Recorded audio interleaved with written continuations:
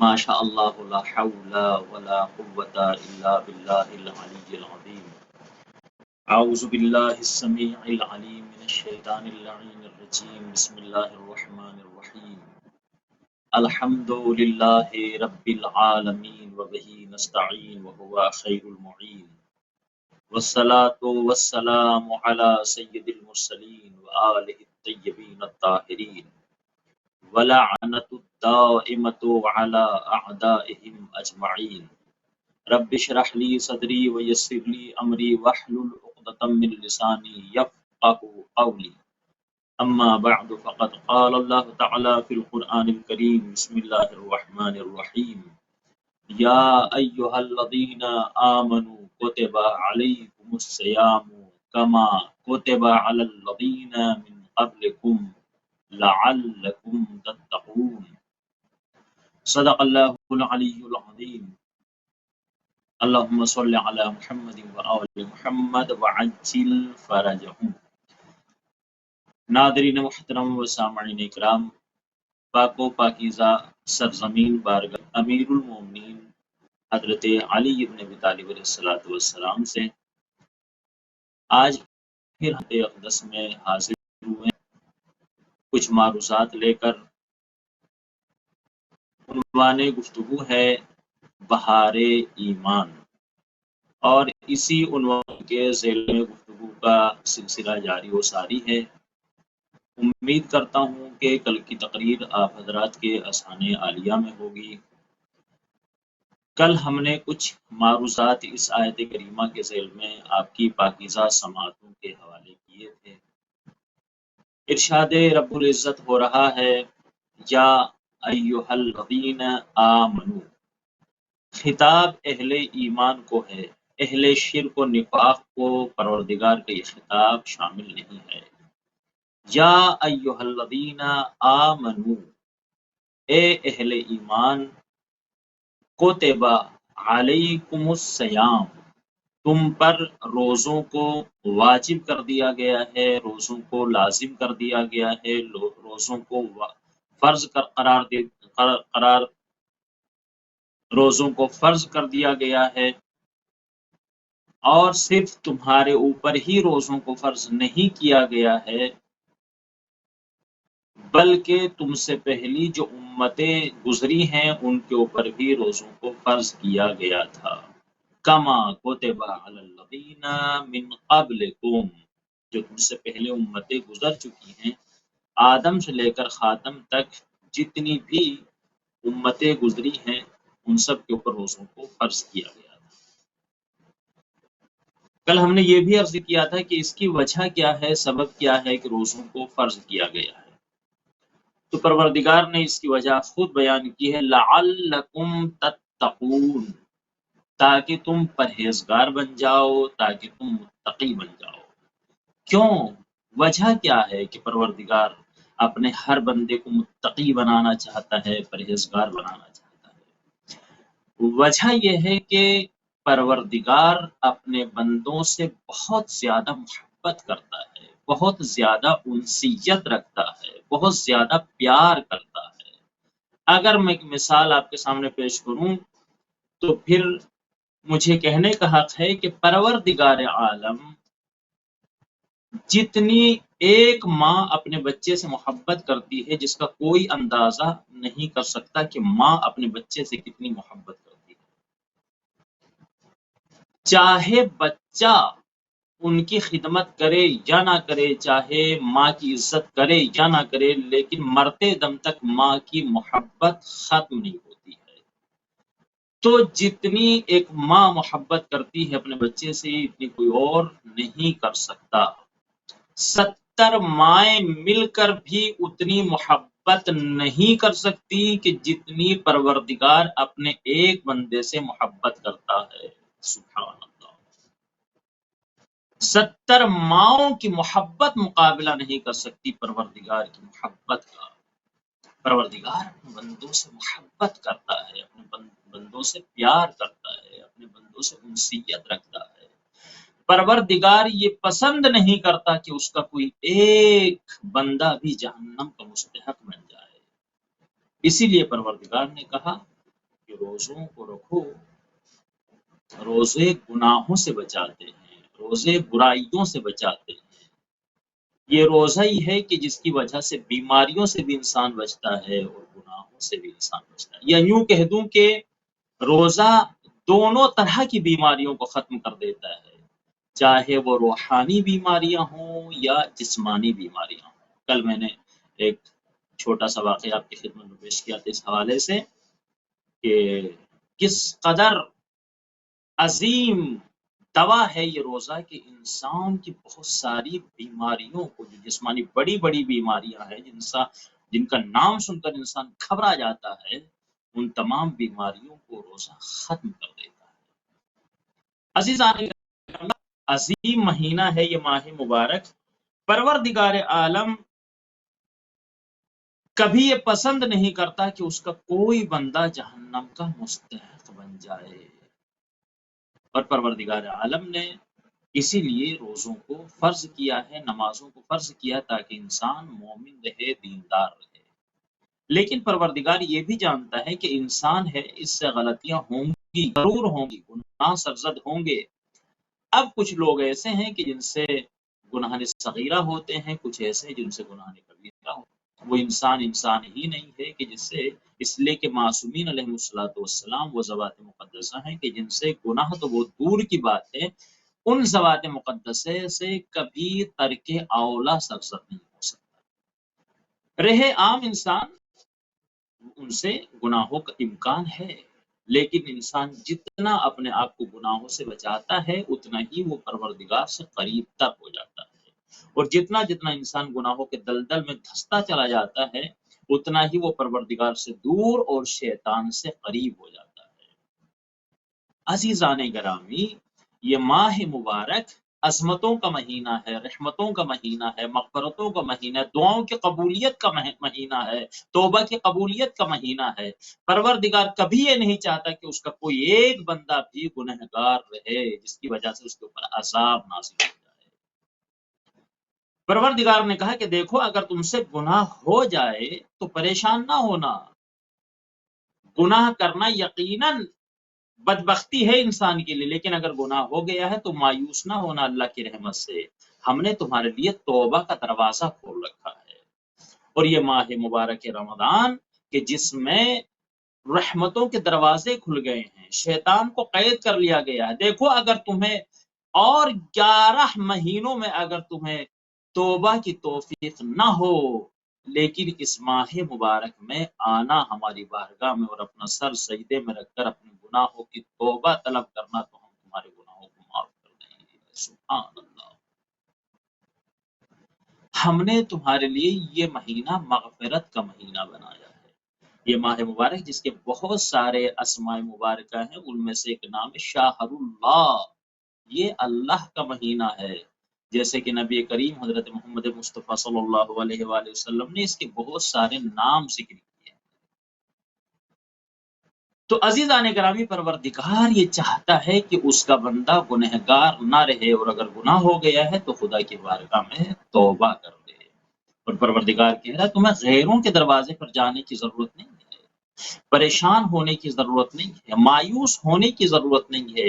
میری رحمت پر کامل یقین رکھنا اور میری بارگاہ میں آ کر مجھ سے دعا کرنا۔ ادعونی، تم مجھے پکارو، مجھ سے دعا مانگو۔ اللہ اکبر۔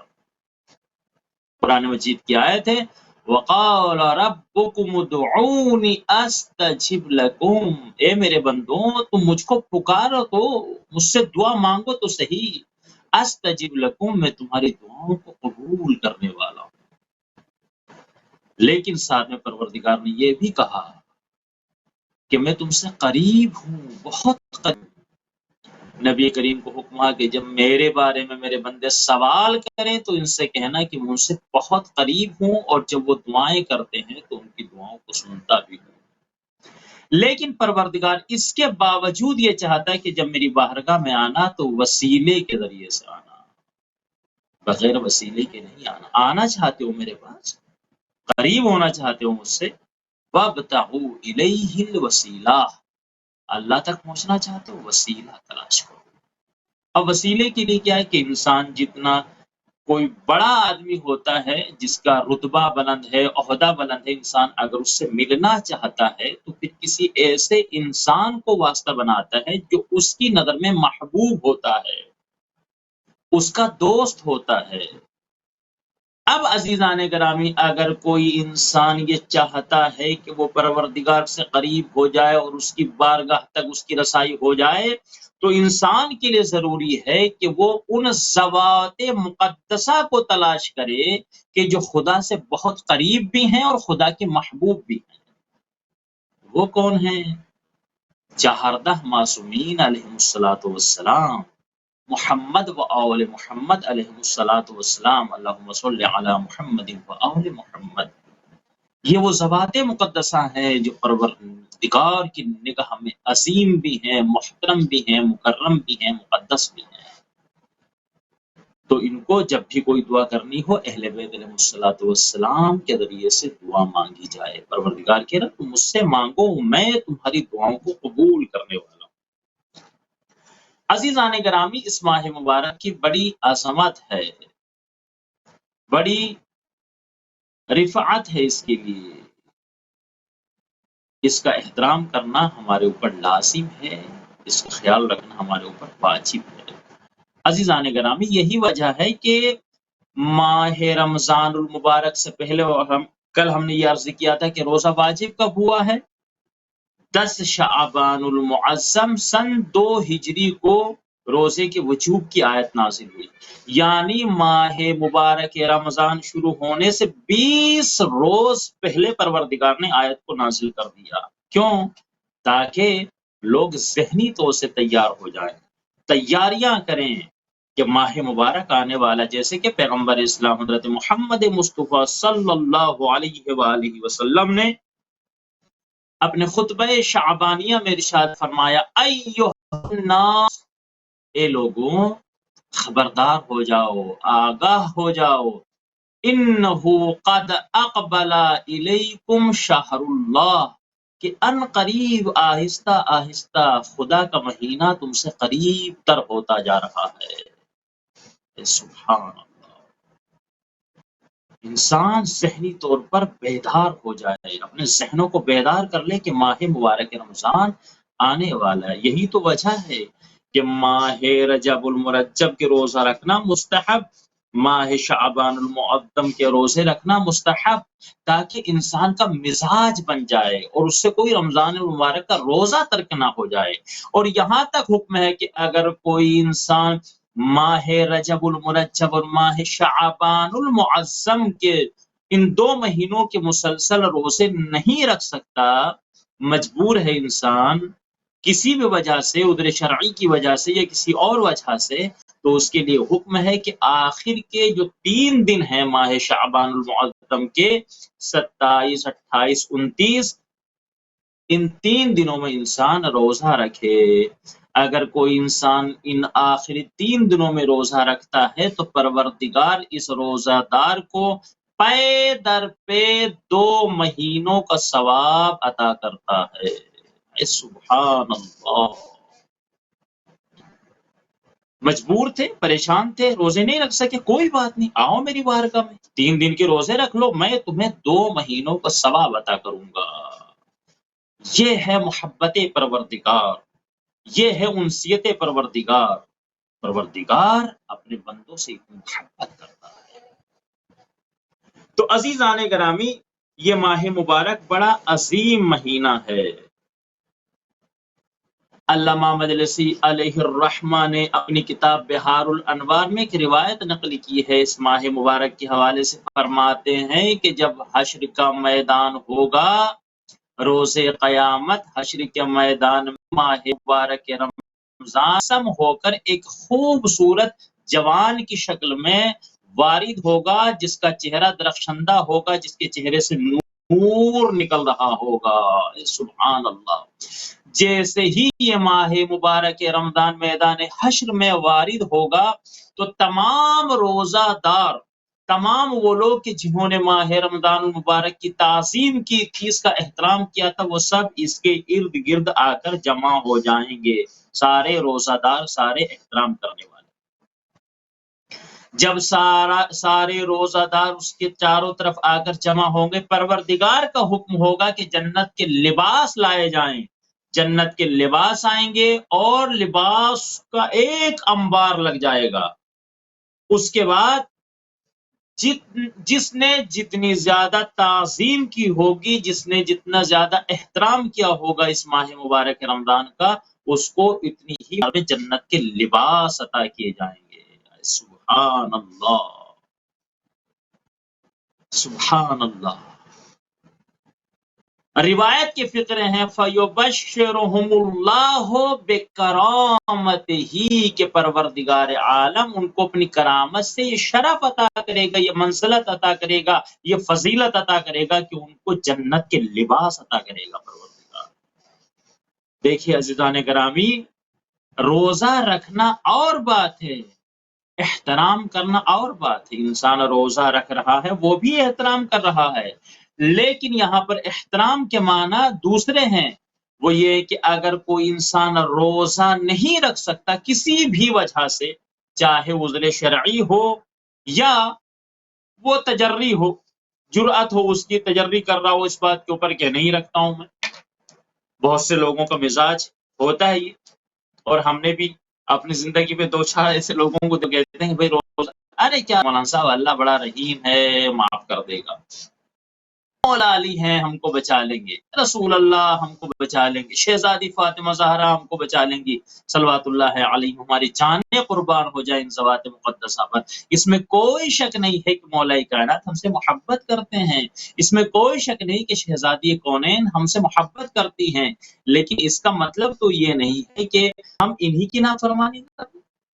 خود مولا کائنات یہ کہ ہم روزہ رکھیں، روزہ رکھ کر کے انہوں نے بتایا کہ روزہ رکھنا، ساری رات عبادت کر کے انہوں نے ہم کو بتایا کہ عبادت کرنا۔ عزیزان گرامی، خود اہل بیت علیہ الصلوۃ والسلام کی رضا اس میں ہے کہ ہم روزے رکھیں۔ روزہ رکھنے کے بعد کہ مولا آپ نے حکم دیا تھا، آپ نے روزے کیے تھے، ہم آپ کے غلام ہیں، آپ کے نقش قدم پر چل رہے ہیں، آپ نے روزے رکھے تھے تو ہم بھی روزے رکھ رہے ہیں، تو مولا خوش ہو جائیں گے۔ لیکن اگر کوئی کہنا ہے ہمیں ضرورت نہیں ہے، بعض لوگوں کو ہم نے دیکھا ہے، تو عزیزان کرام اب وہ کرتے کیا ہیں؟ روزہ بھی نہیں رکھ رہے ہیں اور احترام بھی نہیں کر رہے ہیں۔ ٹھیک ہے، اگر کوئی انسان بیمار ہے، اسے کوئی شخص بہت زیادہ پیاس اس کو لگتی ہے، روزہ نہیں رکھ سکتا، بہت زیادہ بھوک اسے لگتی ہے، روزہ نہیں رکھ سکتا، یا کسی اور وجہ سے، لیکن اس کے لیے بھی واجب ہے کہ یہ احترام کرے۔ لیکن بعض لوگوں کو ہم نے دیکھا کہ وہ ماہ رمضان ہے اور سب کے سامنے کھا رہے ہیں، سب کے سامنے پی رہے ہیں، یا سگریٹ نوشی کر رہے ہیں۔ ارے بھائی ارے مولانا صاحب روزہ نہیں رکھ سکتے، ٹھیک ہے بھائی، اگر آپ کے سامنے کچھ عذر شرعی ہے، آپ روزہ نہیں رکھ سکتے، لیکن کم سے کم آپ رمضان المبارک کا احترام تو کریں۔ اگر آپ کو سگریٹ پینی ہے کہ چھپ کر جا کر سگریٹ پئیں، سب کے سامنے سگریٹ کر رہے ہیں، یعنی آپ احترامی کر رہے ہیں ماہ رمضان المبارک کی۔ تو عزیزان گرامی، یہاں پر جو کہا گیا ہے کہ ان کو جنت کے لباس عطا کیے جائیں گے، ان میں وہ ہیں جنہوں نے بہت زیادہ تعظیم کی ہے، یعنی روزے بھی رکھے اور تعظیم بھی کی ہے، اور وہ لوگ جو عذر شرعی کی وجہ سے روزے تو نہیں رکھ سکتے لیکن انہوں نے ماہ مبارک کی تعظیم کی ہے، ان کے لیے ہے کہ جس نے جس قدر تعظیم کی ہوگی اتنے ہی زیادہ اس کو لباس عطا کیے جائیں گے۔ اے سبحان اللہ۔ عزیزان گرامی، یہ ماہ مبارک رمضان ہے کہ جہاں پر ایک چھوٹے سے عمل کی بھی بہت زیادہ جزا ہے۔ مثلا اگر آپ عام دنوں میں کسی کو کھانا کھلائیں اس کا ثواب اور ہے، ماہ مبارک رمضان میں کھانا کھلائیں تو اس کا اور ثواب ہے۔ عام دنوں میں کسی کو پانی پلائیں تو اس کا اور ثواب ہے، ماہ مبارک رمضان میں کسی کو پانی پلائیں تو ثواب اور ہے۔ اسی طریقے سے اگر آپ عام دنوں میں قرآن مجید کی ایک آیت پڑھیں تو ایک ہی آیت کا ثواب ملے گا، لیکن ایک آیت اگر کوئی انسان ماہ مبارک رمضان میں پڑھتا ہے تو ایک آیت کے بدلے میں ایک ختم قرآن کا ثواب پروردگار اسے عطا کرتا ہے۔ سبحان اللہ۔ ایک آیت پڑھی اس ماہ مبارک میں، ایک ختم قرآن کا ثواب اس کے نامہ اعمال میں لکھا جاتا ہے۔ اسی لیے انسان کوشش کرے کہ اگر وہ روزانہ 12 2 12 5 پارے نہیں پڑھ سکتا جتنی توفیق ہے اس کو پڑھے، اور اپنی یہ عادت بنا لے کہ روزانہ جب افطار کا وقت قریب ہو تو افطار سے کم 3 مرتبہ سورہ قل هو اللہ کی تلاوت کرے۔ اس لیے کہ عام دنوں میں بھی سورہ قل هو اللہ کے لیے یہ حکم ہے کہ اگر انسان 3 مرتبہ پڑھتا ہے، چونکہ ایک قل هو اللہ ثلث قرآن کا ثواب رکھتا ہے، اگر انسان 3 مرتبہ سورہ قل هو اللہ پڑھتا ہے تو گویا کہ اس نے ایک قرآن مجید تمام کیا۔ یہ عام دنوں کا ثواب ہے، لیکن ماہ مبارک رمضان میں ایک آیت کے بدلے میں ایک قرآن کا ثواب ملتا ہے۔ عزیزان گرامی، اسی طریقے سے یہ وہ ماہ مبارک ہے جس میں سونا بھی عبادت ہے۔ جب انسان سوتا ہے روزہ رکھنے کے بعد، اب اس سے کوئی یہ مطلب نہ نکال لیجئے گا کہ بس انسان سوتا رہے اور عبادت تو ہوتی رہے گی، نہیں عزیزان گرامی، یہ ہرگز یہ اس سے مطلب نہیں ہے۔ مطلب یہ ہے کہ اپنے واجبات سے فارغ ہونے کے بعد اگر انسان کے پاس وقت ہے تو وہ سو جائے۔ دن میں، رات کو تو انسان کو سونا ہی ہے، مگر بہت سارے ملک ایسے ہیں، مکان ایسے ہیں کہ جہاں پر روٹین بدل جاتا ہے، جیسے مثلا ماہ مبارک میں نجف اشرف کا یہاں پہ روٹین بدل دیا جاتا ہے۔ یہاں پہ کیا ہوتا ہے، اکثر لوگ رات کو جاگتے ہیں اور صبح کی نماز پڑھنے کے بعد، تلاوت کرنے کے بعد اور اپنے ضروری کام سے فارغ ہونے کے بعد اب سو جاتے ہیں نماز ظہر تک۔ نماز ظہر تک اگر نیند پوری ہو گئی، سبحان اللہ، اٹھے، نماز پڑھی، نماز پڑھنے کے بعد قرآن مجید کی تلاوت کی اور اپنے کاموں میں مشغول ہو گئے۔ لیکن اگر کسی کے پاس وقت ہے تو نماز ظہر کے بعد نماز پڑھ کر کے قرآن مجید کی تلاوت کر کے انسان گھنٹہ 2 گھنٹے کے لیے اور سو جاتا ہے۔ بہرحال مقصد یہ ہے کہ اگر انسان اپنے واجبات سے فارغ ہونے کے بعد وقت ہے، اس کے بعد آرام کرنا چاہتا ہے اور یہ سو جاتا ہے، جو سوتا ہے انسان، جو سوتے ہوئے سانس لیتا ہے انسان کی، یہ سانس تسبیح پروردگار شمار کی جاتی ہے۔ سبحان اللہ، یعنی جیسے انسان ہاتھ میں تسبیح لے اور کہ سبحان اللہ الحمدللہ اللہ اکبر، جو اس کا ثواب ملتا ہے، وہی انسان جب روزہ دار سوتا ہے اور سانس لیتا ہے تو ہر سانس پر ایک تسبیح کا ثواب ملتا ہے۔ سبحان اللہ۔ تو عزیزان گرامی، جہاں پر اس ماہ مبارک رمضان میں چھوٹی سی نیکی کرنے کا ثواب زیادہ ہے، وہیں پر اگر کوئی ایمان چھوٹا کرتا ہے تو اس کا عذاب بھی شدید ہوتا ہے۔ اللہ اکبر، اللہ اکبر۔ مثلا عام دنوں میں اگر انسان جھوٹ بولے تو گناہ ہے، عذاب، سزا ملے گی، لیکن اگر رمضان مبارک میں، عام دنوں میں اگر انسان غیبت کرے تو گناہ ہے، لیکن ماہ مبارک میں کرے، اللہ اکبر، اللہ اکبر۔ عام دنوں میں انسان اگر اپنے والدین کی نافرمانی کرے تو گناہ ہے، لیکن اگر کوئی ماہ مبارک رمضان میں والدین کی نافرمانی کرے، ان کو اذیت دے، تو اس کا گناہ بڑھ جاتا ہے۔ اس لیے کہ روایت میں ہے کہ بدبخت ہے وہ انسان، 3 قسم کے لوگ کبھی جنت میں داخل نہیں ہو سکتے ہیں۔ وہ 3 لوگ کون ہیں؟ پہلا وہ انسان جو اپنے والدین کی نافرمانی کرتا ہے، جو اپنے والدین کی نافرمانی کرتا ہے وہ کبھی جنت کی خوشبو تک نہیں سونگھ سکتا ہے۔ دوسرا شخص کون سا ہے؟ دوسرا شخص وہ ہے کہ ماہ مبارک رمضان آیا اور آ کر گزر کے چلا بھی گیا اور اس کو خبر ہی نہیں ہوئی، یعنی اس نے ماہ رمضان مبارک میں ایک روزہ نہیں رکھا، کسی کو افطار نہیں کرایا، اور اسے پتہ ہی نہیں چلا کہ کب ماہ مبارک آیا تھا اور کب چلا گیا۔ یہ شخص بھی کبھی جنت کی خوشبو نہیں سونگھ سکتا۔ اور تیسرا شخص ہے غیبت کرنے والا، اللہ اکبر، جو غیبت کرتا ہے وہ بھی کبھی جنت میں داخل نہیں ہو سکتا۔ غیبت کرنا ایسا ہے جیسے اپنے جوان بھائی کا گوشت کھانا، اللہ اکبر۔ کون پسند کرے گا اس بات کو کہ وہ اپنے جوان بھائی کا گوشت کھائے؟ عزیزان گرامی، آج بہت سارے لوگ مبتلا ہیں اس مرض کے اندر کہ جہاں بیٹھیے دوسروں کی غیبتیں ہو رہی، اس کی بات، اس کی بات، اس کے خلاف، اس کے خلاف، اس کا کچھ نہیں بگڑ رہا ہے، وہ اپنے گھر میں سکون سے بیٹھا ہوا ہے جس کے خلاف بات ہو رہی ہے۔ یہ اپنے نامہ اعمال بیکار کر رہے ہیں، اپنے اعمال کو خراب کر رہے ہیں۔ بہت ساری نیکیاں ایسی ہوں گی کہ جس کی غیبت کی جا رہی ہے، قیامت کے روز جب اس کے نامہ اعمال میں کچھ نیکیوں کا اضافہ ہوگا تو یہ خود پوچھے گا یہ میری نیکیاں تو نہیں ہے، یہ مجھے کہاں سے ملی؟ تو اس کو منادی کی ندا آئے گی کہ یہ تمہاری کی ہوئی نہیں ہے، یہ تمہاری وہ نیکیاں ہیں کہ فلاں شخص نے تمہاری غیبت کی تھی، اس غیبت کرنے کے عوض میں اس کی نیکیاں اٹھا کے پروردگار نے تیرے نامہ اعمال میں رکھ دی۔ عزیزان گرامی، تو 3 قسم کے لوگ کبھی جنت کی خوشبو نہیں سونگھ سکتے۔ ان میں سے ایک کون ہے؟ ایک وہ ہے کہ جو ماہ رمضان مبارک کا احترام نہ کرے، رمضان کب آیا اور کب چلا گیا اسے خبر تک نہ ہوئی، اتنا غافل ہے انسان ماہ مبارک رمضان سے، یہ کبھی جنت میں نہیں جا سکتا ہے۔ اسی طریقے سے عزیزان گرامی جو میں عرض کر رہا تھا کہ اگر کوئی انسان اس ماہ مبارک میں چھوٹی سی غلطی کرتا ہے تو اور چھوٹا سا گناہ کرتا ہے تو اس کا عذاب زیادہ ہوتا ہے، جیسے کہ روایت موجود ہے کہ مولا متقیان غالب علی کل غالب حضرت علی ابن ابی طالب علیہ الصلوۃ والسلام اللہم صلی علی محمد وعلی محمد، آپ کو معلوم ہوا کہ فلاں شخص نے شراب پی ہے، مولا نے اس کو بلایا اور اس کو سزا دی، سزا کے طور پر اس کو 80 کوڑے مولا نے مارے، اور 80 کوڑے مارنے کے بعد حکم دیا کہ اس کو قید میں ڈال دیا جائے۔ رات کو وہ قید میں رہا، صبح کو مولا نے کہا اس کو نکال کر لائے، صحابی گئے اور جانے کے بعد اس کو نکال کر لائے۔ جب وہ مولا کی خدمت میں پیش کیا گیا، مولا نے اس کو 20 کوڑے اور مارے۔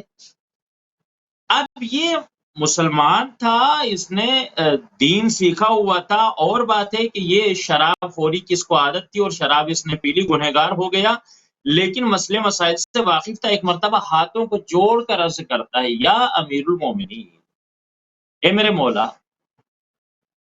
شریعت آپ کے گھر کی ہے، اسلام آپ کا گھر کا، لیکن آپ ہی نے ہم کو بتایا ہے، آپ ہی نے ہم کو سکھایا ہے کہ اگر کوئی شراب پیتا ہے تو 80 کوڑے اس کی سزا ہوتی ہے۔ مولا وہ تو آپ مجھے رات دے چکے ہیں، 80 کوڑے کھا چکا ہوں، پھر یہ آپ نے 20 کوڑے کیوں مارے؟ تو مولا نے فرمایا ھذا لتجریک علی شرب الخمر فی شہر رمضان۔ اللہ اکبر۔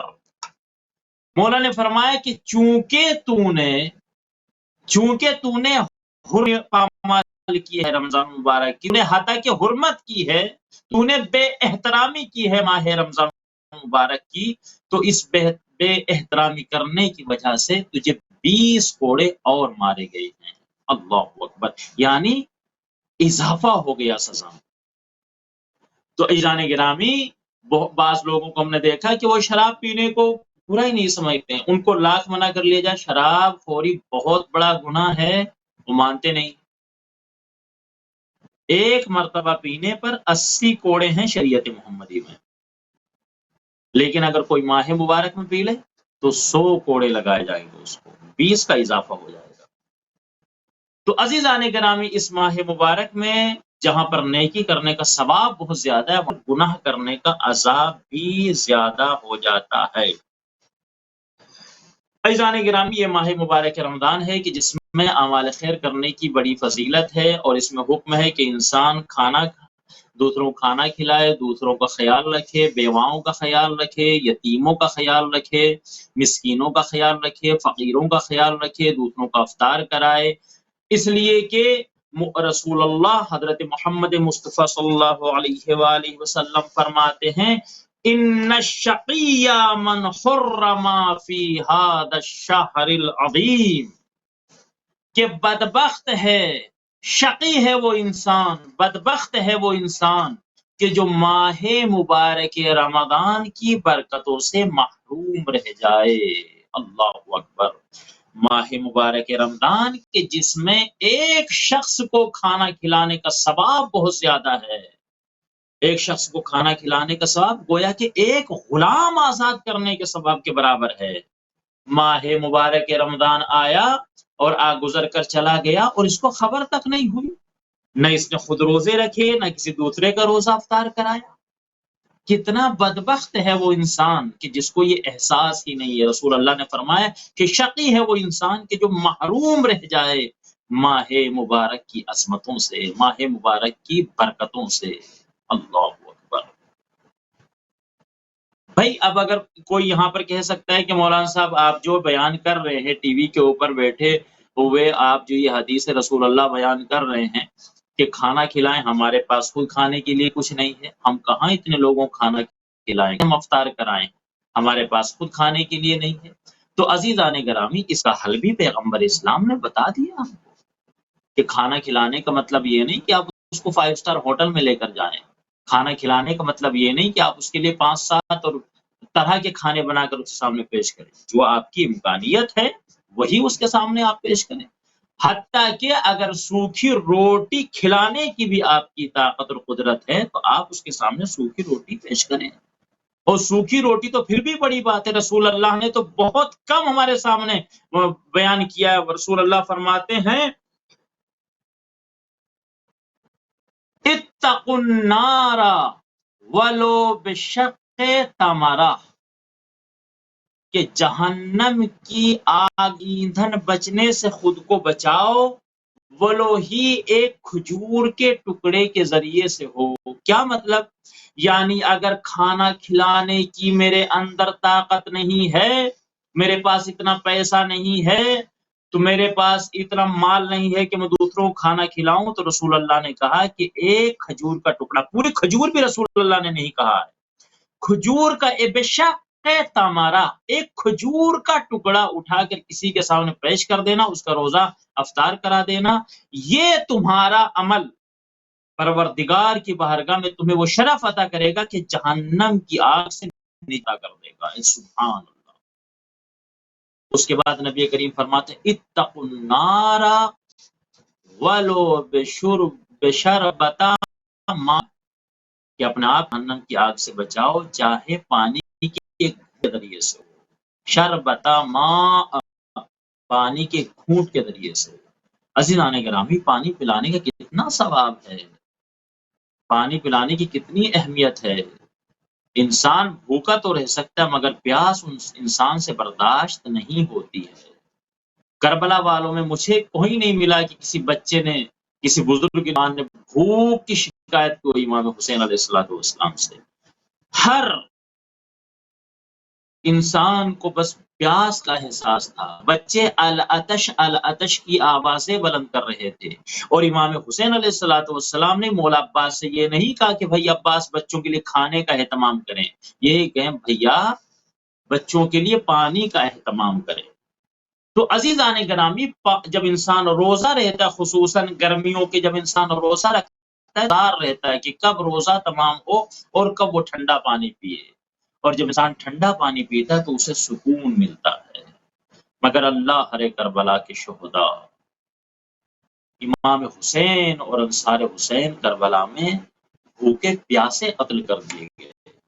امام حسین علیہ السلام نے اپنی بہن زینب صلوات اللہ علیہا کو یہی پیغام دیا تھا، اے بہن زینب، میرے شیعوں کو میرا سلام کہنا اور میرا پیغام، جب ٹھنڈا پانی پینا تو میری پیاس کو یاد کر لینا۔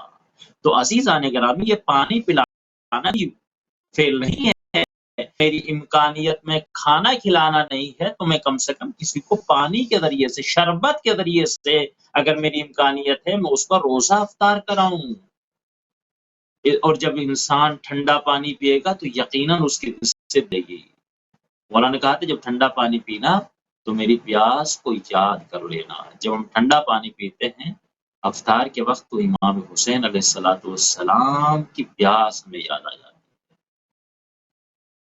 ہے۔ امام حسین علیہ السلام خود بھی پیاسے تھے اور آخر وقت تک اپنے بیٹے جناب علی اصغر کے لیے پانی مانگتے رہے۔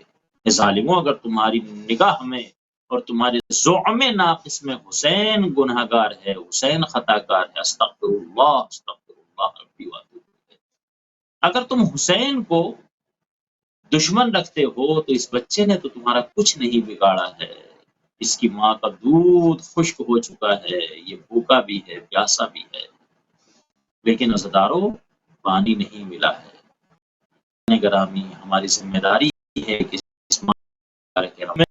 ہم دوسروں کا خیال رکھیں، خود بھی عبادت کریں، دوسروں کا افطار کرانا بھی عبادت ہے، دوسروں کھانا کھلانا ثواب ہے، دوسروں کا خیال رکھنا ثواب ہے، اور مومن تو حریص ہوتا ہے ثواب کا. دیکھیے حریص دو طرح کے ہوتے ہیں، ایک حریص دنیا ہوتا ہے، ایک حریص آخرت اور حریص ثواب ہوتا ہے. اور دونوں ایسے حریص ہیں جو کبھی شکم سیر ہو ہی نہیں سکتے ہیں. جو دنیا کا طلبگار ہوتا ہے، جب اسے مال مل جاتا ہے چاہتا ہے اور مال مل جائے، جب اور مال مل جاتا ہے چاہتا ہے اور مال مل جائے. ایک گاڑی ہے تو دو ہو جائیں، دو ہیں تو تین ہو جائیں، ایک گھر ہے تو دو ہو جائیں، دو ہیں تو چار ہو جائیں، بزنس اور بڑھ جائے، دکانیں 4 سے 8 ہو جائیں. اور اسی طریقے سے حریص ثواب ہے، حریص الآخرت ہے، جو انسان آخرت کو چاہتا ہے. جب انسان ایک عمل خیر کرتا ہے چاہتا اور عمل خیر کروں اور عمل خیر کروں.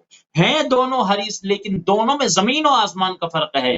ایک وہ حریص ہے جس دنیا کہتے ہیں اس کی مذمت آئی ہے، اس کو برا کہا گیا ہے. ایک حریص الآخرت ہے، حریص ثواب ہے، جس کی بہت زیادہ تعریف کی گئی ہے کہ خوش نصیب ہو وہ انسان کہ جو خود اپنے لیے عمل کرتا ہے یا کچھ ایسا عمل کرتا ہے کہ دوسرے اس کے لیے ثواب کا باعث بن جاتے ہیں. مثلا مسجد بنوانا خود ثواب ہے، لیکن جب تک لوگ اس پہ نماز پڑھتے رہیں گے اس ثواب ملتا رہے گا. قرآن مجید پڑھنا بہت ثواب ہے، لیکن خوش نصیب ہے وہ فرد کی بہت سارے قرآن مجید لے کر کے جا کر حرم مقدس میں رکھ دے، کسی مسجد میں، امام بارگاہ میں، کسی مدرسے میں بہت زیادہ قرآن ہدیہ کر دے تاکہ وہاں پر علماء، طلباء، مومنین ان کو پڑھیں. جب تک وہ پڑھا جاتا رہے گا اس کے لیے بھی ثواب جاریہ کا سلسلہ رہے گا. اسی طریقے سے امام بارگاہ بنوا دینا، امام بارگاہ میں ایک ممبر مقدس بنوا دینا، اور بہت سارے ہیں، فرش کا اہتمام کر دینا، لاؤڈ اسپیکر کا اہتمام کر دینا. جب تک یہ چیزیں باقی رہتی ہیں تب تک اس کے لیے ثواب جاریہ کا سلسلہ باقی ہے. تو عزیزان گرامی، خوش نصیب ہیں وہ افراد کے جن کو پروردگار نے یہ توفیق دی ہے کہ اس ماہ مبارک رمضان میں وہ خود بھی عبادت کرتے ہیں اور دوسروں کے لیے بھی عبادت کے مواقع فراہم کرتے ہیں. وہ کیا ہیں؟ مجالس امام حسین کا برپا کرنا، علمی نشست کا منعقد کرنا، یہ عبادت ہے. امر بالمعروف، لوگوں کو نیکیوں کی طرف بلانا، یہ عبادت ہے. اور اسی سلسلے کو لے کر آگے بڑھ رہے ہیں. ہدایت ٹی وی کے جتنے بھی اراکین ہیں پروردگار ان کے توفیقات خیر میں اضافہ کرے، جو خود بھی عبادت کر رہے ہیں اور دوسروں کو بھی اپنے ساتھ عبادت میں شرکت کر رہے ہیں، کہ جہاں پر مختلف موضوعات پر ہدایت ٹی وی آپ کی خدمت علماء کو لے کے آ رہے ہیں، خطبہ کو لے کے آ رہے ہیں. اور انشاءاللہ یہ سلسلہ اسی طرح قائم و دائم رہے گا انشاءاللہ. ہم بارگاہ خدا میں دعا کرتے ہیں کہ پروردگار تمام اراکین جتنے بھی ہیں ہدایت ٹی وی کے سب کی توفیقات خیر میں اضافہ فرما. بالخصوص محترم میرے بڑے بھائی حجت الاسلام والمسلمین مولانا غلام حسین عادل صاحب، پروردگار ان کو صحت کے ساتھ طول عمر عطا فرمائے، ہم سب کی توفیقات خیر میں اضافہ کرے. مومنین حضرات، میں مولا کے حرم میں کل آپ کی طرف سے سلام پیش کیا تھا، اور انشاءاللہ آج بھی مولا کے حرم میں آپ کی طرف سے مولا کی خدمت میں سلام پیش کریں گے. اور میں آپ سے بھی گزارش کرتا ہوں کہ ہمیں بھی اپنی دعاؤں میں رکھیں. اس وقت پوری دنیا کے حالات خراب ہیں، خصوصاً ہندوستان میں بہت زیادہ حالات خراب ہیں. میں تمام مومنین جو اس وقت پروگرام میں شرکت کر رہے ہیں، مجھے دیکھ رہے ہیں، ان سے میں مؤدبانہ گزارش کروں گا کہ وہ تمام مومنین کی صحت و سلامتی کے لیے دعا کریں. انشاءاللہ اس سلسلے کو ہم جاری رکھیں گے. آج صرف یہیں تک ہم کو اجازت دیجیے، اور اپنی دعاؤں میں ہم کو یاد رکھیے. والسلام علیکم ورحمۃ اللہ وبرکاتہ، وصلی اللہ علی محمد وآلہ الطیبین الطاہرین.